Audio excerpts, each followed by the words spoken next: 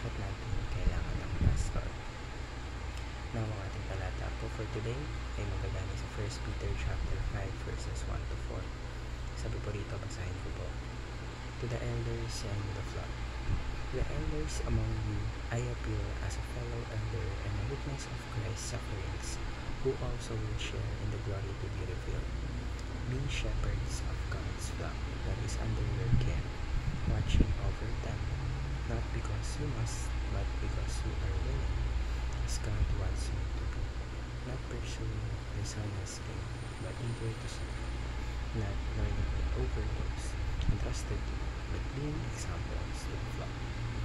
And when the chief shepherd appears, you will receive the crown of glory that will never fade away.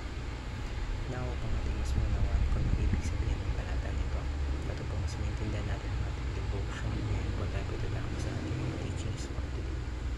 Una po, in the New Testament, the term pastor is more of a verb, not a title.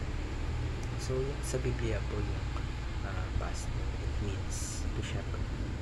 So, to shepherd, kumbaga it is an action, hindi lang siya basta-basta position. So, meaning it is about caring for, guiding, and syempre, protecting people by spiritually, and not about having a fancy title or again, gaya na sabi, hindi lang siya basta-basta position. Ikalawa po, every pastor shepherds a flock of sheep. So, ang main responsibility or main job ng pastor is to take care of God's people. So, kaya po ng isang shepherd na nag-aalaga sa kanyang mga tupa. So, meaning po, ang shepherd siya po yung magtutulong, siya yung magagabay, nagpaprotekta at tinutulungan niya yung church na mas mag-grow pa yung relationship ng faith nila sa ating Diyos. Ikatlo po, every sheep functions as a shepherd to others. So, sa church po, every believer is also called para tulungan yung kapwa nila believer. So, we look after each other. Wherein, ina-encourage natin ang bawat isa, tulungan natin ang bawat isa na mas madipan pa yung relationship natin with Christ. Ngayon po tayo pagdadako sa ating application. So, ito po yung mga dapat natin apply sa ating mga buhay. Una po, cling to the road, not to the title. Huwag po tayo mag-focus on having a position or pagkakaroon ng title. So, mag-focus po tayo sa pagmamahal, sa pagsaserve, sa pagtingin sa mga tao.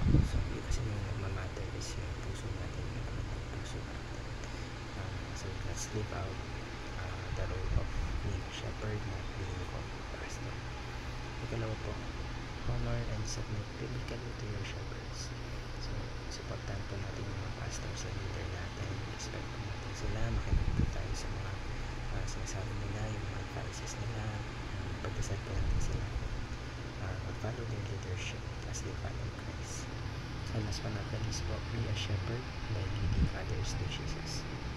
Hindi mo po kailangan ng title para i-guide yung ibang tao. So, pwede kang